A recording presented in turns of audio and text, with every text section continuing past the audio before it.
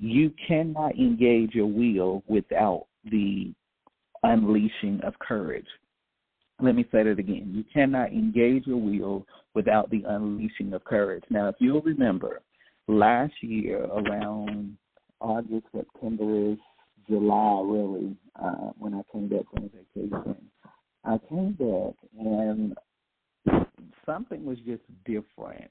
And I knew that there were some things that needed to change, and there was this sense of frustration that I had not felt in a very long time. And I knew what that frustration signaled. It's not enough for us just to feel things.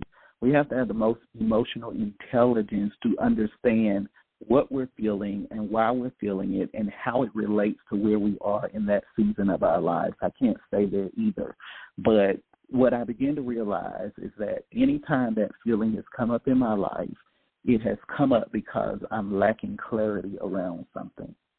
And so I disconnected from social. I disconnected from a lot of things. And I took 30 days and did a clarity detox. When I came off of that clarity detox, everything about my life changed, shifted. My perspective, my paradigm was different. Everything was different. I moved differently. People were like, your thoughts, your ideas are totally different. You're not the same person. And all of that happened because I realized that there was a clarity that was lacking in my life, and I got that clarity, and it took me to a different place. And so what I want you to understand is that, okay, people are like, okay, you need clarity. But for many people, they would have just stopped. They would have said, okay, I need clarity, but they would have continued in that cycle because what they wouldn't have realized is that, okay, yeah, you need clarity, but more than clarity, you need the courage to confront this in your life so that you can break this cycle. And for so many people, we know what to do. We even have a somewhat of an awareness of what it takes, but we don't have the courage that we need to break that cycle and to birth a new season of change and possibilities in our lives. And that's why so many people are so frustrated and stuck and disappointed with their lives, because it's not enough to know what to do. It's not enough to have an awareness. At some point, you got to take the action and do the thing necessary that's going to make the difference in your life and the difference in the seasons of your life. What I've come to understand is that we like to be comfortable when it often comes at the expense of change in our lives. So a lot of people are very interested in what's comfortable, familiar, convenient. And while it may feel good for a moment, the reality is that you come to a point of misery in your life and you start to realize that something has got to change, that I cannot continue to repeat this pattern over and over again. I can't keep doing what I'm doing, expecting different results. At some point, you got to have the courage to make the change, engage your will so that you can produce a different outcome for yourself. I've learned that we maintain the status quo, but rarely do we raise our standards. And so anybody that is connected with me, anybody that would consider themselves part of my circle, knows that I don't do low standards and I don't do mediocrity. So if you are not a person that is devoted to excellence, to raising the bar, to realizing your potential, to challenging your limitations and boundaries, then we're not going to do well. I don't like stagnation. I don't like seeing a lack of progress and momentum. I don't like seeing things the same way for a long period of time. So if you're going to get a different reality, you got to become a different person. And I think that many people are looking for different outcomes without different inputs. Write that down. Many people are looking for different outcomes without different inputs. In other words, you got to do something different if you want your life to be different. And a lot of people fill up a lot of notebooks, take a lot of notes, listen to 1 million podcasts, digest and consume all of these quotes and inspirational sayings, but they're not doing. And your life doesn't get better by dreaming and hoping. Your life gets better by doing. There's an action that you have to take that's going to determine the difference in the seasons of your life. You have to be willing to become more, let me repeat that. You have to be willing to become more in order to produce a better life. So many people say, I want a better life, I want a greater life. I've failed to meet a person yet that doesn't want a greater life and a greater reality. The problem is I've met very few people that are willing to become more in order to produce that greater life. You know, over the years, so many people have come to me, they want me to be a mentor to them, and you know how I feel about mentorship. In the early years, I wasted a lot of time with a lot of people that didn't want mentors. They just wanted to waste your time.